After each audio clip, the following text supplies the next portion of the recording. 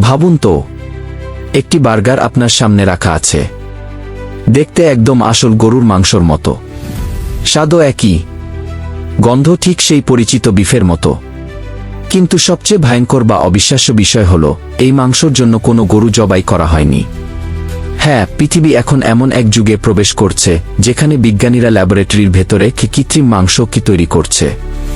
অনেকেই একে বলছে ভবিষ্যতের খাবার, আবার কেউ কেউ বলছে এটি প্রকৃতির বিরুদ্ধে মানুষের সবচেয়ে বড় পরীক্ষা। আজকের এই ভিডিওতে আমরা জানব কিভাবে ল্যাবে মাংস তৈরি হয়, কেন আমেরিকা এতে এত টাকা বিনিয়োগ করছে, এর পেছনে থাকা ভয়ঙ্কর বাস্তবতা কি, আর ভবিষ্যতে কি সত্যি পৃথিবীর মানুষ খামারের বদলে ল্যাবের মাংস খাবে। মানুষ হাজার হাজার বছর ধরে প্রাণী পালন করে মাংস খেয়ে আসছে। গরু, ছাগল, মুরগি এসবই ছিল মানুষের খাদ্যের প্রধান উৎস। কিন্তু সময়ের সাথে সাথে পৃথিবীতে জনসংখ্যা বাড়তে থাকে মাংসর চাহিদাও। বিজ্ঞানীরা হিসাব করে দেখলেন, যদি একইভাবে মানুষ মাংস খেতে থাকে, তাহলে ভবিষ্যতে পৃথিবীতে এত প্রাণী পালন করা প্রায় অসম্ভব হয়ে যাবে। কারণ প্রচুর জমি লাগে, প্রচুর পানি লাগে, পরিবেশ দূষণ হয়, বন ধ্বংস হয়, আর সবচেয়ে বড় বিষয় প্রাণী হত্যা। তখন বিজ্ঞানীদের মাথায় আসে এক অদ্ভুত চিন্তা, যদি প্রাণী না মেরে শুধু তার কোষ ব্যবহার করে মাংস তৈরি করা যায়। এখন প্রশ্ন হল, মাংস কি সত্যি ল্যাবে তৈরি করা সম্ভব? অবিশ্বাস্য হলেও উত্তর হল হ্যাঁ। বিজ্ঞানীরা প্রথমে একটি জীবিত প্রাণী থেকে খুব ছোট পরিমাণ কোষ সংগ্রহ করেন। সাধারণত গরু বা মুরগির পেশির কোষ নেওয়া হয়। তারপর সেই কোষকে রাখা হয় বিশেষ এক পুষ্টিকর তরলের মধ্যে।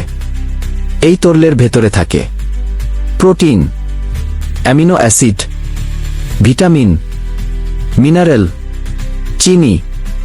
ঠিক যেমন মায়ের গর্ভে একটি শিশু ধীরে ধীরে বড় হয়, তেমনি এই কোষগুলোও ধীরে ধীরে বৃদ্ধি পেতে থাকে।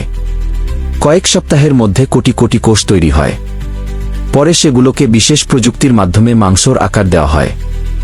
অর্থাৎ একটি প্রাণীকে হত্যা না করেই তার শরীরের কোষ থেকে মাংস তৈরি হয়। 2013 সালে পৃথিবী প্রথমবারের মতো ল্যাবে তৈরি গরুর মাংসের বার্গার দেখে। এই বার্গার তৈরি করেছিলেন ডাচ বিজ্ঞানী মার্ক পোস্ট। কিন্তু পুরো প্রকল্পে অর্থায়ন করেছিল আমেরিকার বড় বড় বিনিয়োগকারী প্রতিষ্ঠান। সেই একটি বার্গার বানাতে খরচ হয়েছিল প্রায় $3 লাখ। হ্যাঁ, একটি মাত্র বার্গার।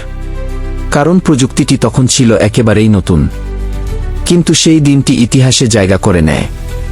কারণ মানুষ বুঝতে পারে, ভবিষ্যতে হয়তো মাংস তৈরির পুরো ধারণাই বদলে যাবে। যুক্তরাষ্ট্র বর্তমানে এই প্রযুক্তিতে সবচেয়ে বেশি বিনিয়োগকারী দেশগুলোর একটি। আমেরিকার অনেক বড় বড় কোম্পানি এখন ল্যাবের মাংস তৈরিতে কাজ করছে।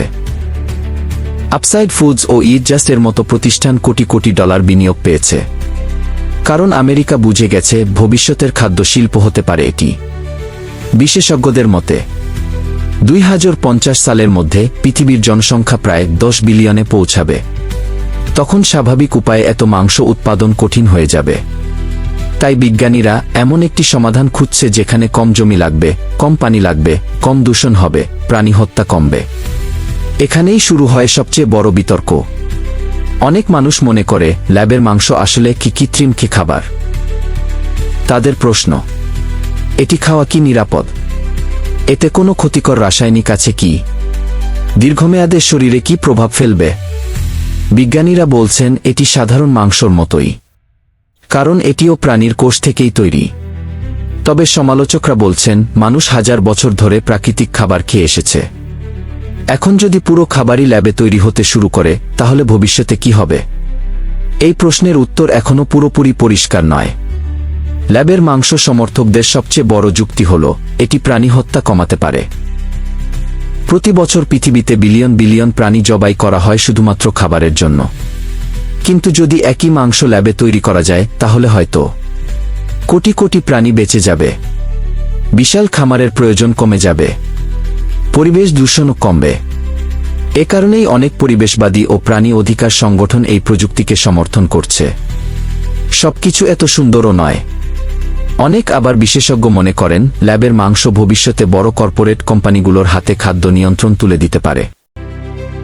ভাবুন তো, যদি পৃথিবীর খাবার কয়েকটি কোম্পানির ল্যাবের ওপর নির্ভরশীল হয়ে যায়, তাহলে সাধারণ কৃষকরা চাকরি হারাতে পারে, পশু খামার বন্ধ হয়ে যেতে পারে, পুরো খাদ্য ব্যবস্থা কর্পোরেট নিয়ন্ত্রণে চলে যেতে পারে। এছাড়া প্রযুক্তিগত সমস্যাও আছে, কারণ আসল মাংসর মতো পুরোপুরি স্বাদ ও গন্ধ তৈরি করা এখনও কঠিন। বিশ্বের অনেক মানুষ এখনও ল্যাবের মাংস নিয়ে সন্দিহান, কারণ খাবার শুধু পেট ভরানোর বিষয় নয়, এটি মানুষের সংস্কৃতি, ধর্ম ও আবেগের সাথেও জড়িত। অনেকে মনে করেন প্রকৃতির বাইরে গিয়ে তৈরি খাবার কখনোই স্বাভাবিক হতে পারে না। আবার তরুণ প্রজন্মের অনেকেই এটি গ্রহণ করতে আগ্রহী, বিশেষ করে যারা পরিবেশ নিয়ে চিন্তা করে, প্রাণী হত্যা পছন্দ করে না, নতুন প্রযুক্তি ভালোবাসে। এখন সবচেয়ে বড় প্রশ্ন হল, ভবিষ্যতে কি পৃথিবীর সব মাংস ল্যাবে তৈরি হবে? বিজ্ঞানীরা বলছেন পুরোপুরি না হলেও ভবিষ্যতে বড় অংশ ল্যাব ভিত্তিক হতে পারে। অনেকে বিশ্বাস করেন ভবিষ্যতে সুপারমার্কেটে কৃত্রিম মাংস সাধারণ ব্যাপার হয়ে যাবে, রেস্টুরেন্টে মানুষ ল্যাব স্টেক খাবে, এমনকি মহাকাশেও এই প্রযুক্তি ব্যবহার হবে। কারণ মহাকাশে গরু পালন করা অসম্ভব, কিন্তু কোষ থেকে মাংস তৈরি করা সম্ভব। এই প্রযুক্তি নিয়ে ধর্মীয় বিতর্ক শুরু হয়েছে। অনেকেই বলছেন মানুষ কি প্রকৃতির সীমা অতিক্রম করছে? আবার কেউ বলছে যদি এটি মানুষের উপকারে আসে এবং প্রাণী হত্যা কমায়, তাহলে এটি বিজ্ঞান ও মানবতার অগ্রগতি বয়ে আনবে। বিশ্বের বিভিন্ন ধর্মীয় প্রতিষ্ঠান এখনও এই বিষয়ে গবেষণা করছে। ল্যাবে তৈরি মাংস, এটি হয়তো ভবিষ্যতের সবচেয়ে বড় খাদ্য বিপ্লব। কেউ একে বলছে মানব সভ্যতার অগ্রগতি, আবার কেউ বলছে এটি এমন এক দরজা যার ওপারে মানুষ নিজেই প্রকৃতিকে বদলে ফেলবে। আজ যেটিকে অদ্ভুত মনে হচ্ছে, হয়তো আগামী 20 বছরে সেটিই হবে সাধারণ বাস্তবতা।